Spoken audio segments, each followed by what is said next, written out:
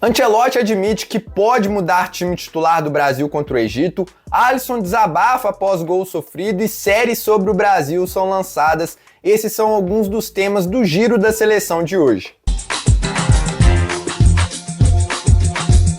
Vamos começar falando sobre duas produções audiovisuais que envolvem a seleção brasileira. Na sexta-feira, a Netflix lançou a série Brasil 70, a saga do Tri. Não é bem um documentário, mas sim uma série com atores interpretando os jogadores. Eu confesso que não assisti tudo, somente 3 episódios, mas gostei bastante. Alguns dos lances, alguns dos gols mais marcantes ali daquela época da campanha da seleção brasileira foram muito bem representados. Tem algumas interpretações muito boas, acho que principalmente do Saldanha, que deixou a seleção e virou comentarista, então ele participa quase que da série toda. O Zagallo também, acho que são os 2 atores mais renomados, né? O Rodrigo Santoro e o Bruno Mazzeo.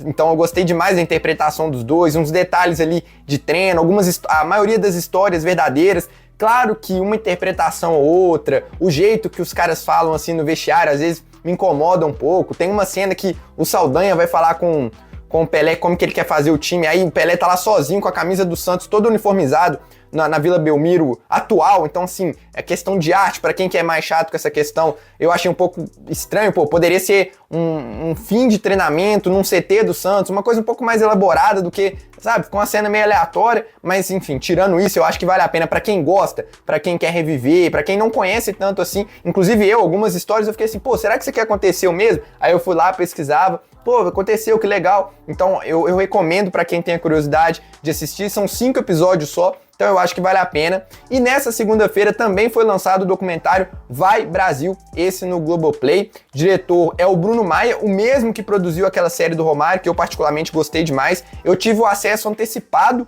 a essa série do Globoplay. Ainda não assisti os 3, assisti somente 2. Eles vão lançar um a cada dia, então hoje, por exemplo, eu tô gravando no dia 1º de junho, já saiu o primeiro, amanhã sai o segundo e depois o terceiro, são 3 episódios. Depois tem um longa-metragem aí.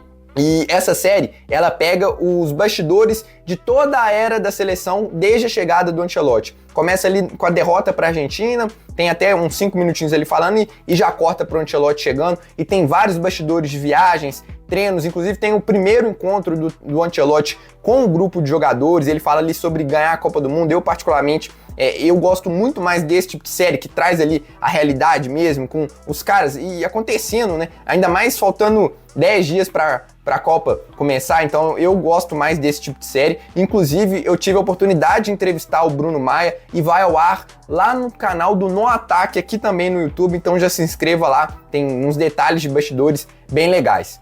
Vamos falar agora de campo e bola. Ontem o Brasil goleou, mas teve muita gente criticando o Alisson. E eu peguei uma fala dele que eu achei interessante na zona mista depois do estádio. Muita gente falando que o Alisson falhou, que tá, entre aspas, gordo, né? Ele nem entrou nesse quesito não, mas foi perguntado sobre as críticas sobre o gol sofrido, a bola desvia na barreira e entra, na minha opinião, não falhou. Acho que o tempo de reação dele ali foi ótimo, não tinha o que fazer.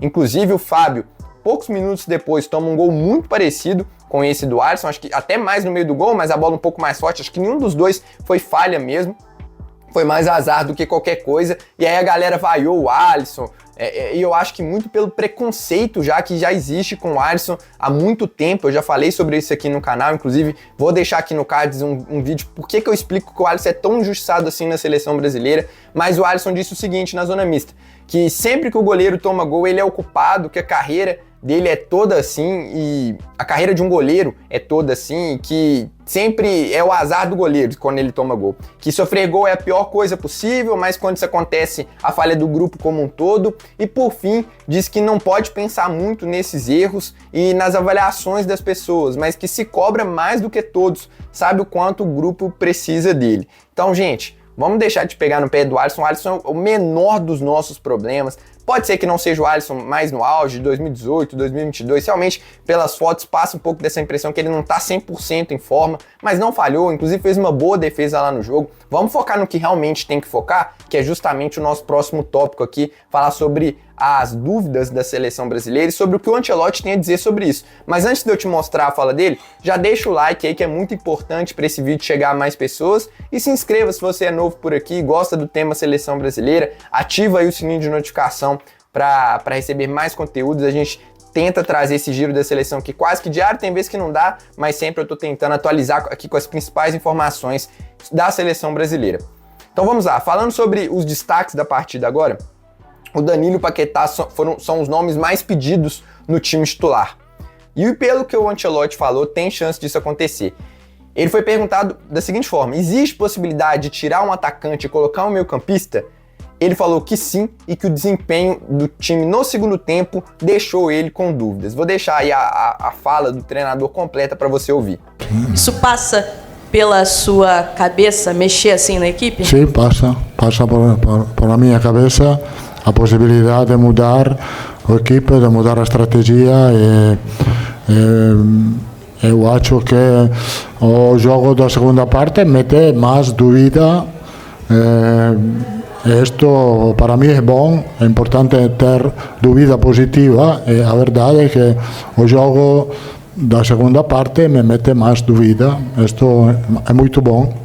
Eu particularmente fico muito feliz com essa visão do Ancelotti, inclusive eu falei ontem no pós-jogo que eu tinha um certo receio dele fechar muito a cabeça e falar, não, eu tenho meu time titular aqui, eu vou com ele, porque eu acho que isso é um grande erro. Se você pegar as escalações das campeãs do mundo, as últimas mesmo, a Argentina, obviamente, teve mudanças, os jovens entraram e tomaram conta depois da derrota ali para a Arábia Saudita. O próprio Brasil, se a gente pegar as últimas duas Copas, teve mudança. 2002 saiu o Juninho Paulista para entrar o Kleberson, 94 saiu o Raí para entrar o Mazinho. Então é natural você fazer ajustes em times que são campeões. Não tô falando que é uma regra, que precisa mexer, mas é natural que quando tem alguém jogando mais, ou que o encaixa melhor, e inclusive eu vi comentários falando disso ontem, às vezes não é o melhor jogador, a seleção ali não vai ser formada pelos 11 melhores, né, que eu acho que é uma visão às vezes equivocada que a gente tem, mas sim dos 11 que mais se encaixam para aquele contexto e que estão melhor nesse período da Copa. Então, o Brasil tá precisando de alguém para ligar, fazer mais essa ligação entre meio e ataque, coloca o Paquetá, coloca o Danilo, no lugar de quem? Aí cabe debate. Mas, por exemplo, eu já discordo quando a gente pede a saída do Bruno Guimarães.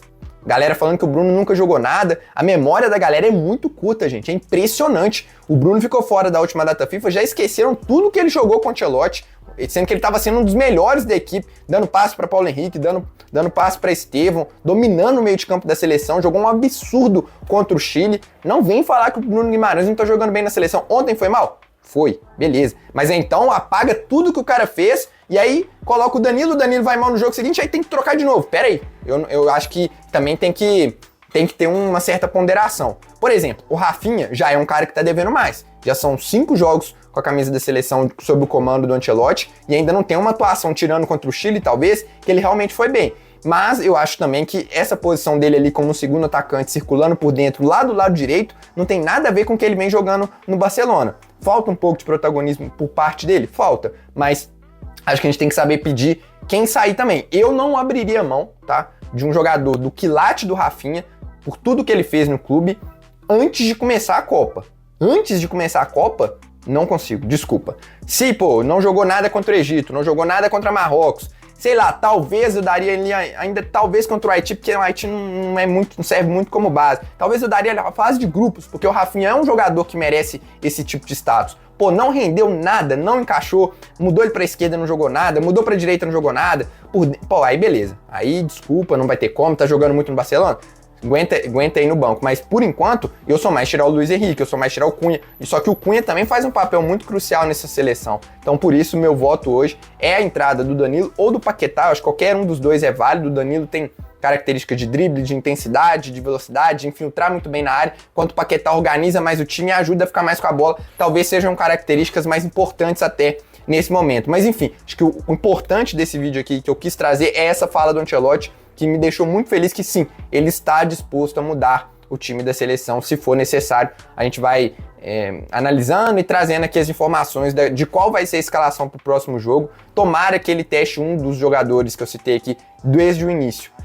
Agora vamos falar sobre a programação para fechar o vídeo. Os jogadores foram liberados após o jogo contra o Panamá. Eles se reapresentaram às 16 horas dessa segunda-feira, deixaram a sede da CBF às 20, ou vão deixar, dependendo do momento que você está assistindo esse vídeo, e vão do Galeão para os Estados Unidos às 22 horas. Eles vão chegar lá em Newark às 7 horas da manhã dessa terça-feira e no Hotel The Ridge às 9h30. O treino está programado para as 17 horas, totalmente fechado para a imprensa. Mas comenta aí o que você mudaria na escalação da seleção brasileira, o que achou da fala do Alisson após o gol sofrido. E tá curtindo o giro da seleção? Comenta aí, pode me chamar também lá no Twitter, @SamuelFRezende, ou no Instagram com o mesmo arroba para sugerir temas. Qualquer sugestão, tanto aqui nos comentários, quanto em relação ao formato, temas que vocês gostariam que eu trouxesse aqui, são muito bem-vindas. Eu vou nessa, um abraço e até a próxima.